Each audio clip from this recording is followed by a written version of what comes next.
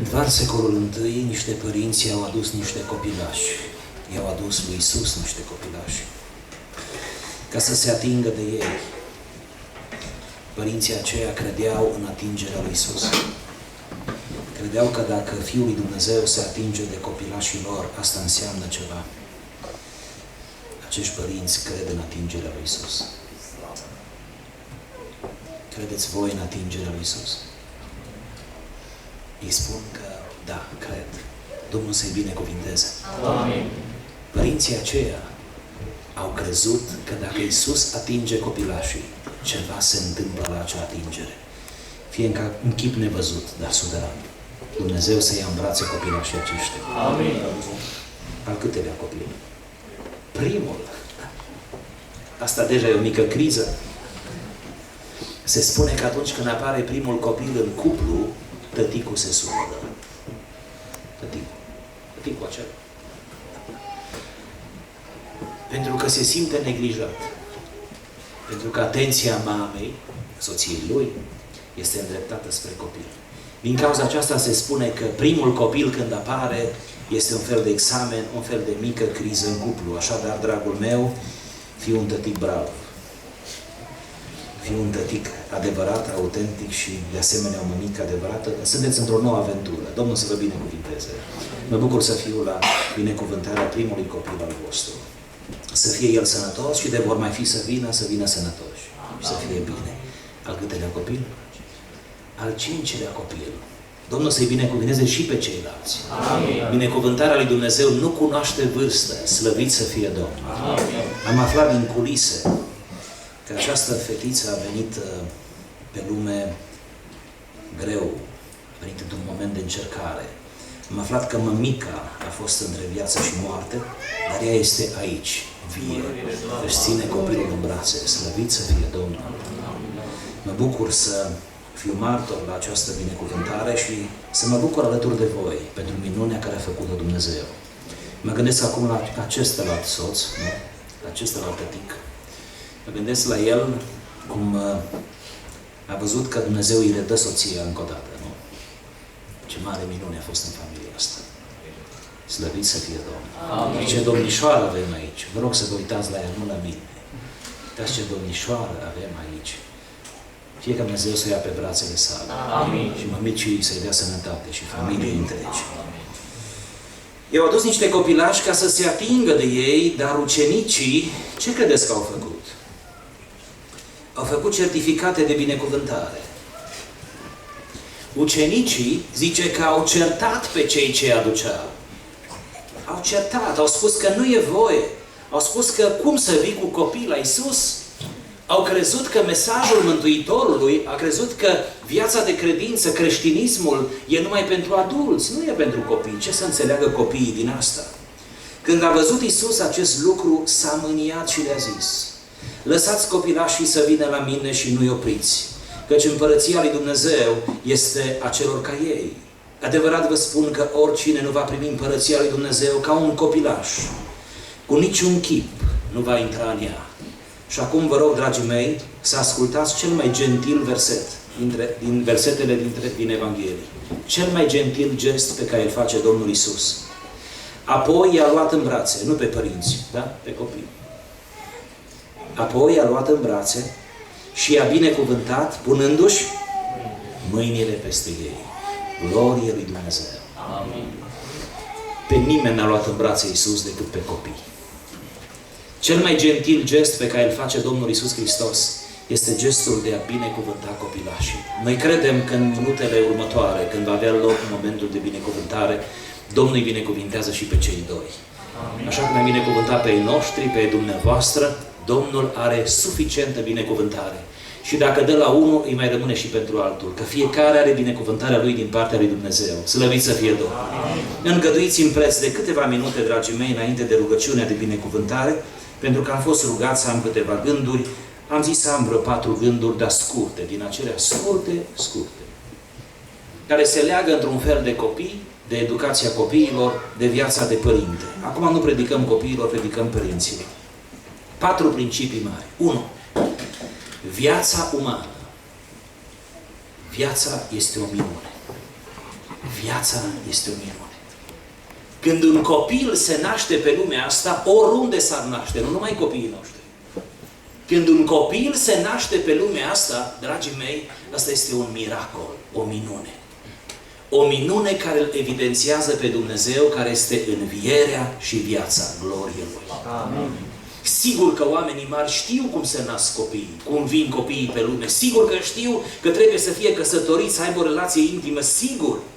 Dar oamenii cu adevărat mari, care înțeleg detaliile, vor înțelege că în spatele căsătoriei, a relației conjugale, în spatele explicației fizice, există miracolul lui Dumnezeu.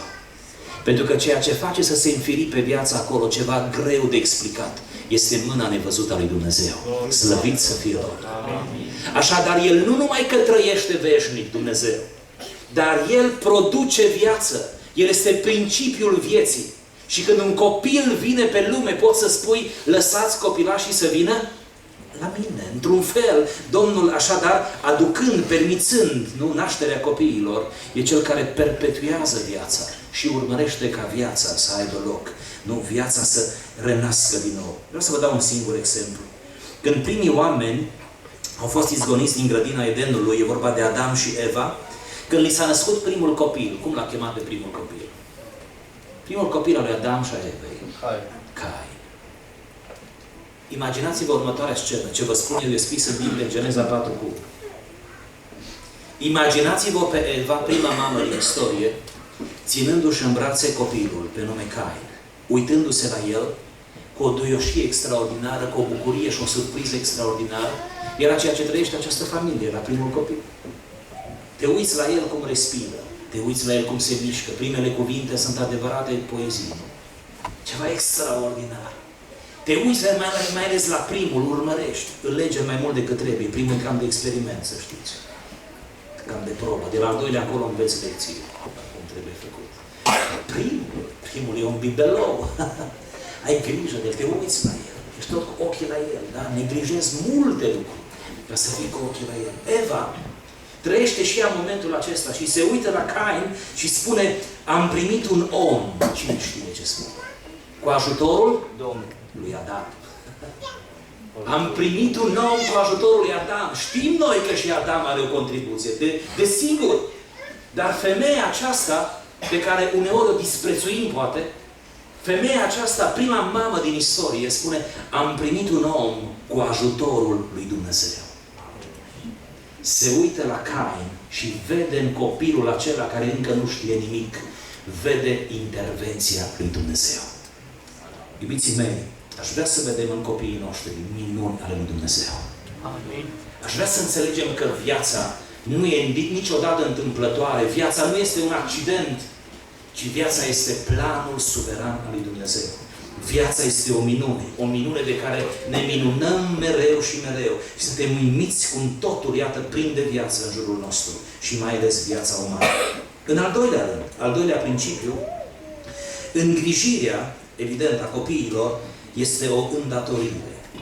Dacă viața este o minune, odată ce copilul se naște, îngrijirea lui este o îndatorire. Adică cei doi care până astăzi, da, sau până acum recent, au fost numai soți, și noi avem aici un caz chiar în fața noastră. Îmi cer scuze că tot fac, dar mai durează puțin. Trece repede ca o injecție. Acum cum să-l fac apel? Cumva îi potrivesc în ce spun. Ei până acum, când s-a născut copilul, mă refer, au fost numai soți. Și nu-i simplu să fii și soț, știi? Nu-i simplu, soții. Nu-i simplu.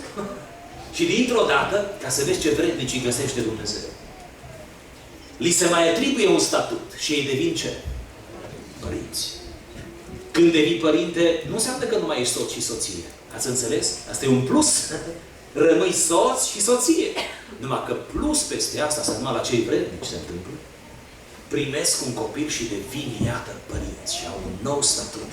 E bine, de îndată ce devenim părinți, dragii mei, faptul că îngrijim de copii, da? De copil sau de copii, îngrijirea este o îndatorire pe care Dumnezeu a așezat-o în dreptul nostru al părinților. Abandonul în materie de copii, nu să nu ai grijă de copii, să-l lași oricum, oriunde, să nu-l hrănești, este până la urmă ceva împotriva legii lui Dumnezeu, nu numai legilor statului sau așa mai departe. Vreau să vă spun, iubiții mei, că noi, acum, în perioada modernă, cădem într-o altă extremă, poate prea mult ne îngrijim de ei, mă înțelegeți cum spun, poate facem din asta un caz deja.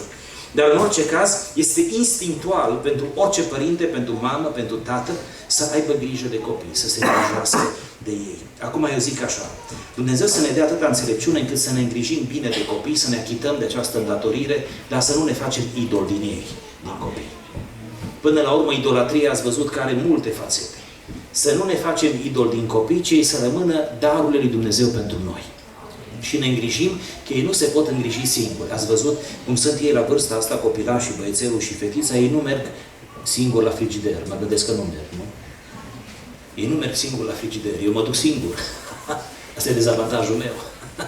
Eu îmi găsesc singur frigiderul. Ei nu merg singuri la frigider. Copiii când sunt aduși de la maternitate, ca să vedeți ce înseamnă îngrijirea părinților, este vital. Când se întorc de la maternitate, bună oară, n-am auzit până acum niciun caz în care un copil, un băiețel întors de la maternitate, după ce îi pregătește camera și toate, nu?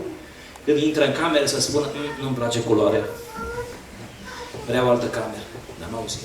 Mai târziu, sigur, altă cameră. Nu le mai place nimic mai târziu.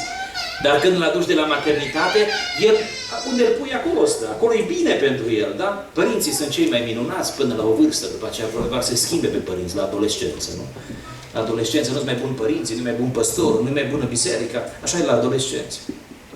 Auzi ce îmi spun părinții de adolescenți? Frate, Ghiță mi-a spus că nu mai suntem buni, noi nu mai corespundem. Părinții lui, știi? Da? Și voi ce i-a spus? Nu i-a spus nimic. Auzi, zice, el mi-a spus nouă, zice că dacă ar putea, ar vrea să ne schimbe cu alți părinți și în biserică, alți părinți. Măi, voi când nu mai spune treaba asta, să spuneți așa, din păcate nu se mai poate schimba nimic, știi? Familia e un dator. Deci pur și simplu, acolo ai nimerit, acolo e o chestie care e greu de explicat, trebuie acceptată prin credință. Și voi nu puteți schimba părinții, să spui, nu ne puteți schimba din păcate. Dar și pe noi ne bate câteodată gândul ăsta, să le spun, știi? Invers, în ceea ce te privește pe tine. Când vedem că sunt și alți copii, mai cum îți tine. Dar nici noi nu te putem schimba. Și stăm toți așadar împreună, pentru că suntem în familie, să fim împreună, să avem grijă unii de alții.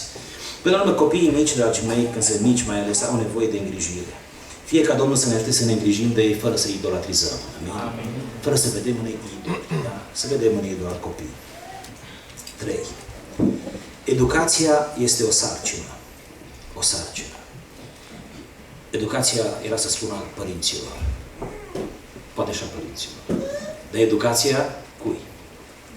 Copiii. Să educi copiii. Cu tot respectul pentru copiii dumneavoastră, trebuie să vă spun așa. Copilul dumneavoastră, oricare ar fi el, orice vârstă ar avea, când s-a născut, după cum ați văzut, era foarte frumos. Da? Și frumos a rămas. Ce să mai s-a făcut mai frumos și mai frumos. De acord. Copiii noștri se nasc frumoși, se nasc deștepți, se nasc brilianți, se nasc extraordinar de vivace, se nasc sănătoși. Și slavă Domnului că se nasc sănătoși. Da? Se nasc cu foarte multe calități. Un singur lucru însă copiii noștri nu au prin naștere. Știți ce nu au? Nu au educație. Nu se nasc educație. Nu se nasc educație. Să vă aduc câteva argumente, pe scurt. În primul rând, n-am auzit niciun copil la care primele cuvinte să fie vreau la uliță. N-am auzit. N-am auzit. Niciun copil, cât ar fi de genial și de frumos, când a început să vorbească, n-a spus vreau la uliță și să plângă că el vrea la uliță. Încă am auzit că plânge cum? Invers. Prin urmare, problema igienei personale, nu? Problema unei educații de la nivelul ăsta, începe de acolo. Și atunci părintele o obligă. Ce să mai spunem că cei care fac idol din copii ajung până acolo încât copilul are peste 3 ani, 4 ani. Noi ca păstori umblăm prin multe case, vedem multe. Poate nu e bine să vă spunem câte vedem. În orice caz, sunt câteva lucruri care nu mă pot abține să nu le spun la părinți. Cum ar fi treaba asta când nimeresc într-o familie, are 5 ani, mă, și el încă e cu Pampers. Și îl văd când mă mai duc cu soția, mă și leg de mama și de tata, soția apoi mă mustră când de acolo, zice, bă, ce ai tu pe porci altora? Cum să n-am, băi? Cum să n-am? Dacă văd eu așa ceva, cum să tac? Este un străjer pus pe ziduri acolo. Să strigă împotriva Pampersului. Și zic, soră, dacă cum? Și când nimerești câte o doctoriță, câte o profesoară, aia știe multe, bă. Nu așa. Nu-i simplu. Asta e aventură. Zic, soră, de posibil, până la vârsta asta, așa. Dar zic, oliță, n-aveți oliță, facem colectă la biserică, cumpărăm Oliță. Avem. Și avem din aia cu steluțe și cu beculețe și cu tron, adevărat tron. Mi-arată Oliță, o operă de artă. Și zic, dar cum? Nu reuși. Că am încercat, frate, dar plânge. Că și al meu o plâns. Care nu plânge? Că niciunul se cere. Da, plânge. Dar l-am obligat. I-am spus că nu se poate. L-am dus, i-am arătat, i-am spus că pe acolo-i drumul. Acolo-i drumul spre viață. Nu se poate, frate. Noi nu avem sângele la noi. Noi nu avem, da? Noi atâta îl iubim încât îl lăsăm să facă pe el. După aceea, îl lasă să urce pe dulapul. Știți ce vreau să spun? Ați văzut așa cazuri. Îl lasă să urce peste tot. Nu mai vezi în vârful dulapului. Îi cumpără mitraliere de jucărie ca norocul, știi? Intri acolo, vine spre tine, te împușcă, trebuie să stai la pământ. Am pățit odată când m-am dus într-o consiliere și a venit un prunc de vreo 4 ani și a zis, stai! Mi-a zis că am venit. Și m-am oprit pe loc, am zis, băi, stai să vedem despre ce e loc. Stai, a zis. Spune pe nume, la Pertu. Stai, a zis. M-am împușcat, dacă a zis, fă-te că ești mort. Până au venit părinții să mă salveze. El crede că orice poate să facă până la urmă. Orice poate să facă. Zice, așa e el, e copil, știi, e copil. O grămadă de îngăduințe. Da? Iar lumea în care trăim noi, filozofia de lume, iar lumea în care trăim este ca să ne ducă tot în direcția asta. Iubiții mei, dragi părinți, să facă-ne Domnul oameni înțelepți. Pruncii noștri sunt minunați, o singură calitate nu au niciunul, nu ne naștem cu ea, nu sunt educați. Noi trebuie să-i educăm pe măsură ce cresc. Aici ar fi multe de spus, nu spunem, nu-i vreme. Dar trebuie să-i educăm în așa fel încât să semene nu cu noi, ci cu Isus și cu Cuvântul lui Dumnezeu. Și să-i dăm societății, da? Să-i dăm societății când sunt mai mari și bisericii, ca niște perle, ca niște oameni educați, da? Băieți și fete, educați pentru Împărăția lui Dumnezeu și pentru pământul acesta, da? Pentru societate. Domnul să ne ajute și să facem educație. În fine, în ultimul rând, susținerea copiilor este o necesitate. Susținerea copiilor este o necesitate. Ceea ce nu v-am spus, dar vă spun acum, înainte să închei, vreau să vă spun că educația este numai pentru o vreme. Nu educăm copilul până când murim. Mă refer noi, părinții. Adică până la moartea noastră, nu? Că logica ar fi ca noi să murim înaintea lui. Până la moartea noastră și de pe patul de moarte am auzit că sunt părinți care își educă copiii. Îți dai tu seama, ții milă de părinți. Cum să educe pe patul de moarte? S-a terminat. Este o vreme. Educația este pentru o vreme. După o vreme, după ce crește mare, mai ales după ce se gândește la căsătorie și mai ales după ce se căsătorește, educația se încheie. Și atunci trebuie să existe ceva după educație. După ce copilul e mare, deja își formează propria lui familie, are el copii deja, nu? Iar ceea ce se întâmplă după educație este susținerea în rugăciune, în sfătuire, în atenție din partea părinților. Domnul să ne ajute. Amen. E greu momentul acela, eu n-am ajuns încă la el, dar îmi spun părinți care au ajuns la momentul când îi se căsătorește fata sau feciorul. Și când trebuie să deschidă palma, pumnul, să-l deschidă, să le dea drumul să zboare, e greu. Ochii rămân înlăcrimați, o grămadă de amintiri și de nostalgii, e greu. Dar pe acolo e drumul oricărui părinte. Să-i dai voie să plece și apoi să-l susții. Slăvit să fie Domnul. Închei cu o întâmplare care mi s-a petrecut mie când eram la începutul slujirii în București, ori în capitală se pot întâmpla mult. Și când eram începător, proaspăt, păstor ordinar, băi, numai începător să nu fii nicio meserie, numai începător să nu fii. Numai că nu poți ajunge avansat numai după ce ai fost începător. Și când am fost începător, nu știu din ce cauză, era cel mai tânăr de acolo. Vreau să născuse primul copil, dintre păstori, mă referim, cel mai tânăr. Eram îndrăgit, nu că știam multe, că nu știam ce să știe un începător. Numai că eram cel mai tânăr de acolo, mă gândesc. Și apoi oamenii veneau la mine să gândeau, ăsta așa nu știe așa de multe, măcar îi spunem lui, știi? Nu ne ține mult. Și vine la mine o soră. Da? O soră care avea mai mulți copii și care, a cărui copil, da? Unii erau căsătoriți, alții că nu erau căsătoriți, aveau și căsătoriți și necăsătoriți. Sora asta, să vă imaginați, nu știu cum să vă spun, un fel de Margaret Thatcher, știi? Așa, o femeie din aia, o mamă din aia posesivă, care știa tot ce trebuie să știe pe lumea asta. Așa era felul ei. Acum și eu mi-am dat seama că e așa, știi? Eram de începător. Și vine la mine o femeie puternică și cu un fizic puternic și o privire puternică. Și vine la mine că vreau să vorbească cu mine. Bine. Zice, frate, Viță, trebuie să-mi consult într-o problemă. Nu mai pot să o scot în capăt cu băiatul meu. Nu mai pot. Nu mă mai ascult. Te și mir, mă, când așa femeie n-ascultă, auzi. Că doar și noi ascultam din ea.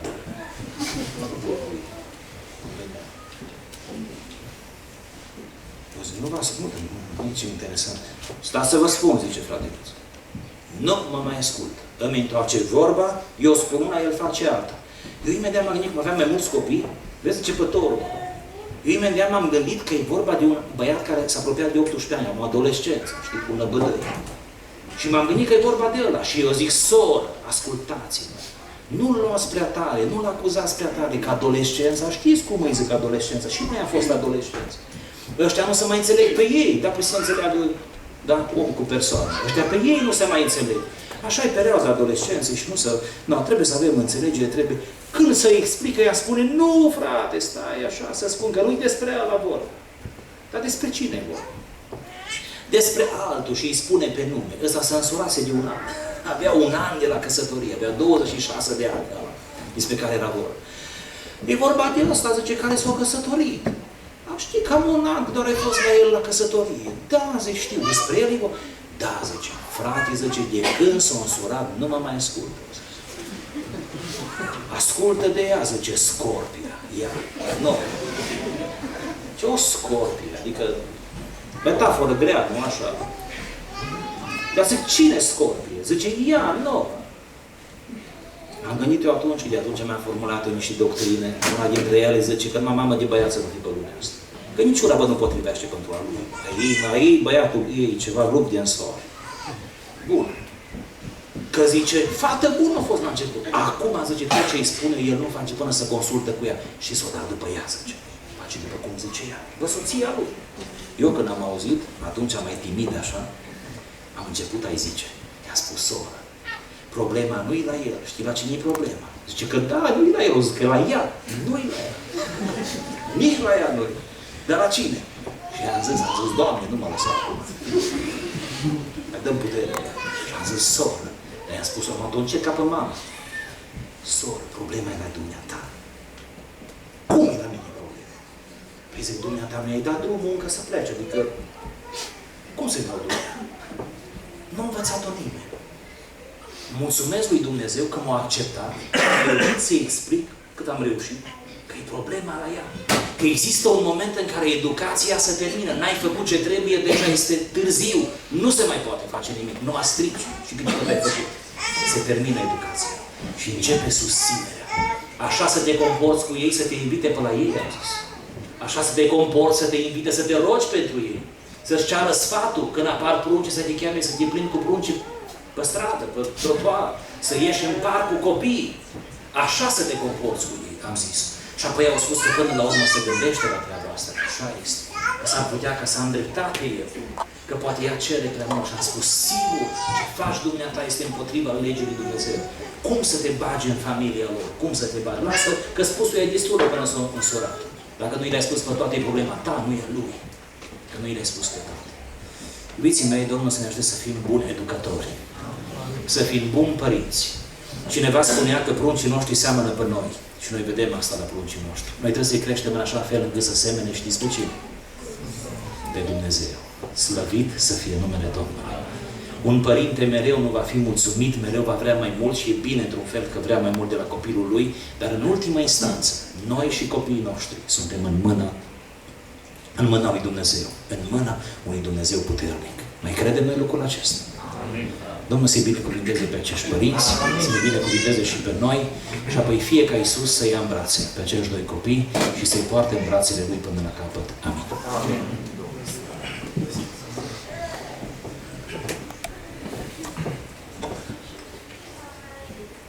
Slăvit să fie numele Domnului.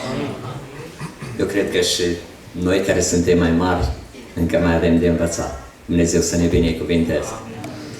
Aș dori să intrăm în această lucrare de binecuvântare. Haideți să ne ridicăm pe picioare. Îmi dori un verset dintr-o cântare și apoi va urma să cerem binecuvântare peste acești copilași și să ne rugăm și să aducem înaintea Domnului. Amin.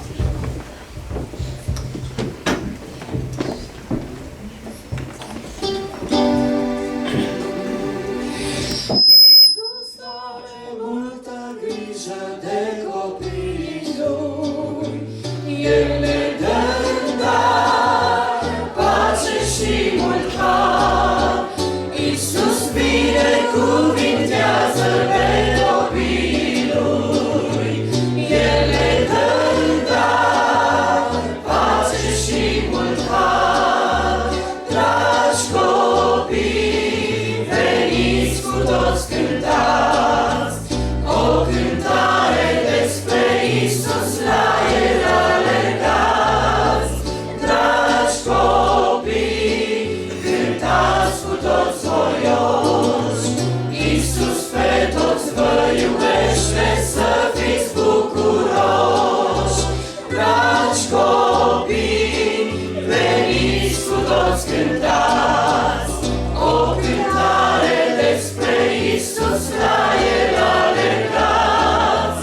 Dragi copii, cântați cu toți voioși, Iisus pe toți vă iubește, să fiți bucuroși.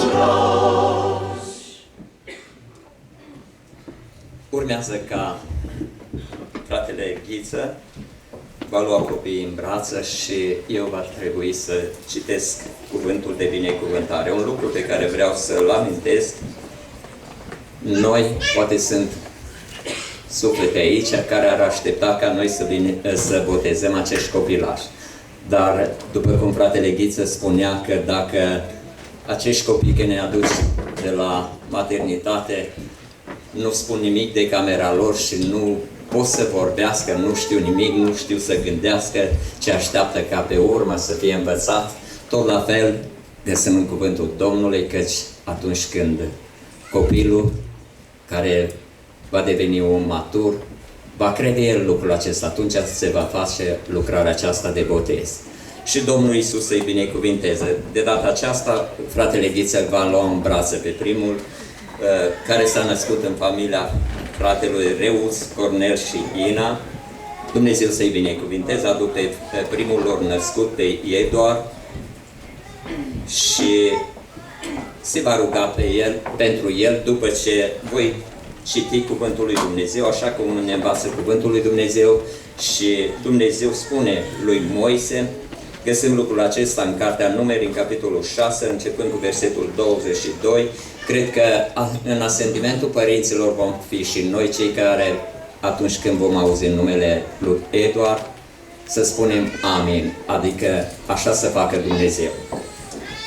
Domnul a vorbit lui Moise și a zis: vorbește lui Aaron și fiilor lui și spune-le, așa să binecuvântați pe copiii lui Israel și să le ziceți: Domnul să te binecuvinteze și să te păzească, Eduard. Amin. Domnul să facă să lumineze fața lui peste tine și să se îndure de tine, Eduard. Amin. Domnul să-și înalțe fața peste tine și să-ți dea pacea, Eduard. Amin.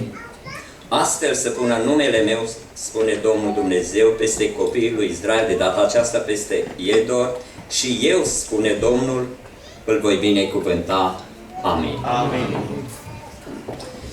Doamne Dumnezeule, venim înaintea Ta cu micuțul Eduard și te rugăm să-l binecuvintezi. Faptul că acest micuț a venit pe lume, credem că este prin voia Ta, Doamne, și credem că ai un plan deja pentru el. Slăvit să fie numele Tău.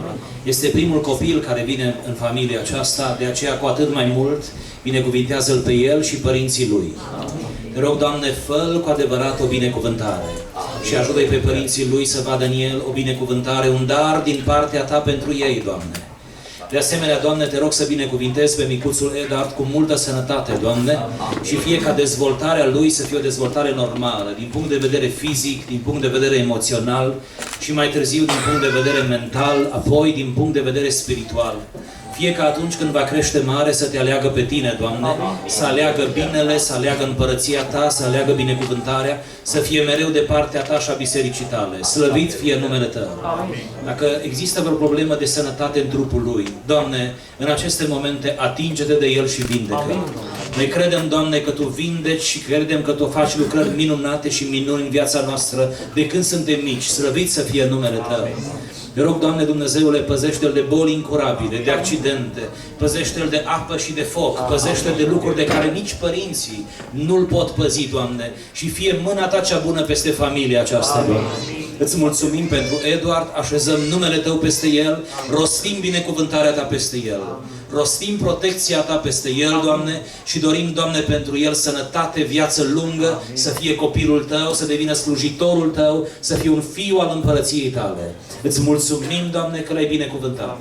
Îți mulțumim că îl atingi, Doamne, îți mulțumim, Doamne, că îl crești mare, îl crești sănătos, să fie o bucurie pentru familie și biserică. Te lăudăm și te binecuvântăm, de acum și în veci.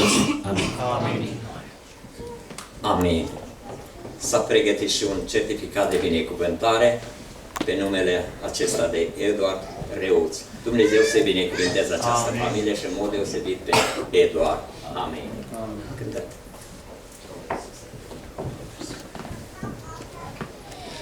Iisus este fericirea, voi să nu uitați, Lui să vă rugați, Lui să vă rugați, ziua, noaptea El veghează, El este cu voi, El vă dă în dar pace și mult har, dragi copii, veniți cu toți cântați, o cântare despre Iisus la El alergați.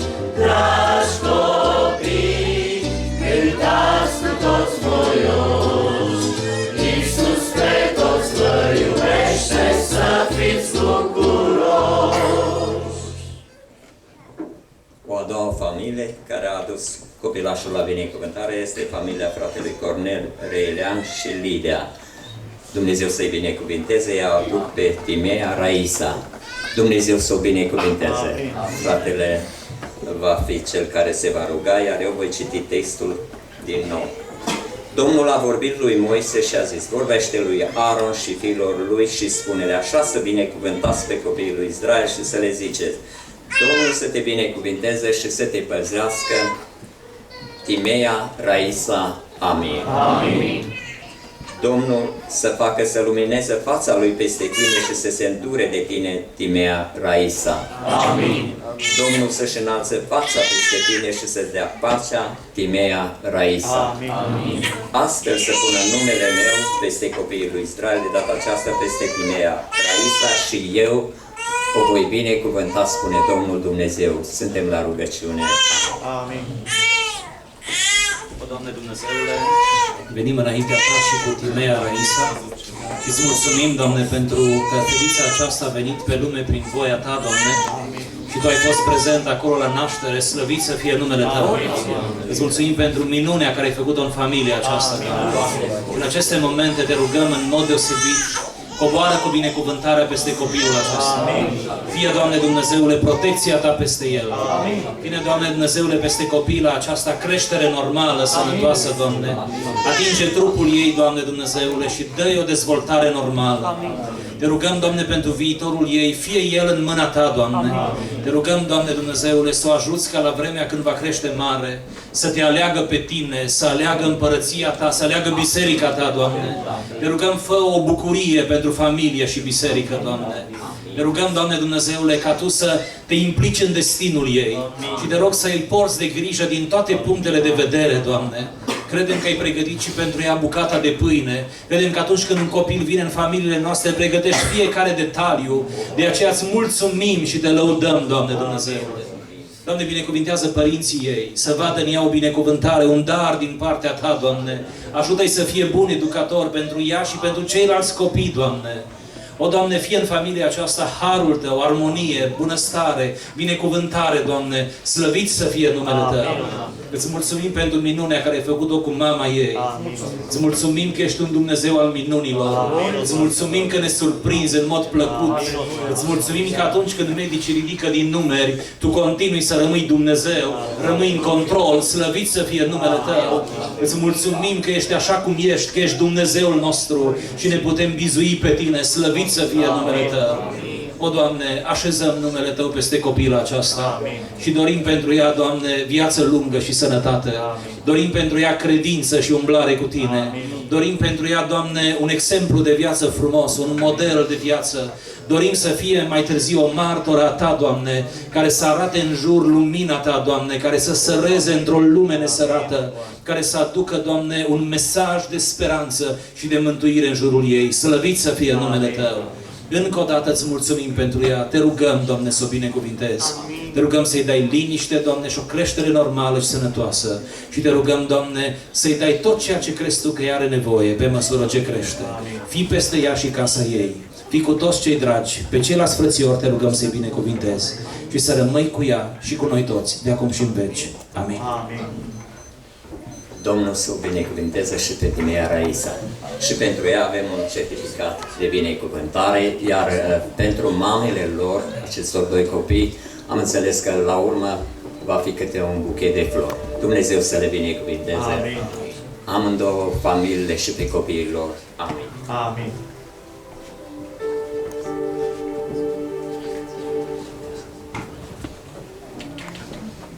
Am vrea să reocupăm locurile, să cântăm o cântare spre slava lui Dumnezeu.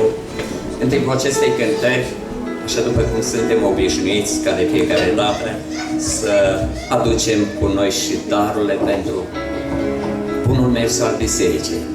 Închinarea noastră nu constă numai în a veni aici și asculta cuvântul Domnului, ci trebuie să mai facem și lucrul acesta și este bine și frumos să-l facem.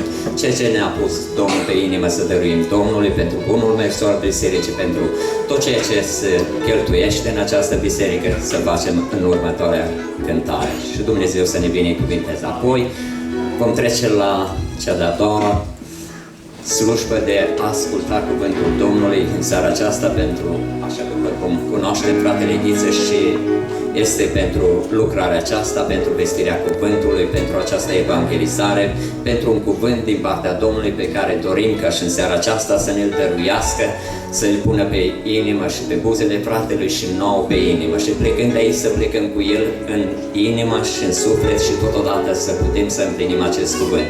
Dumnezeu să ne binecuvinteze pe toți. Amin.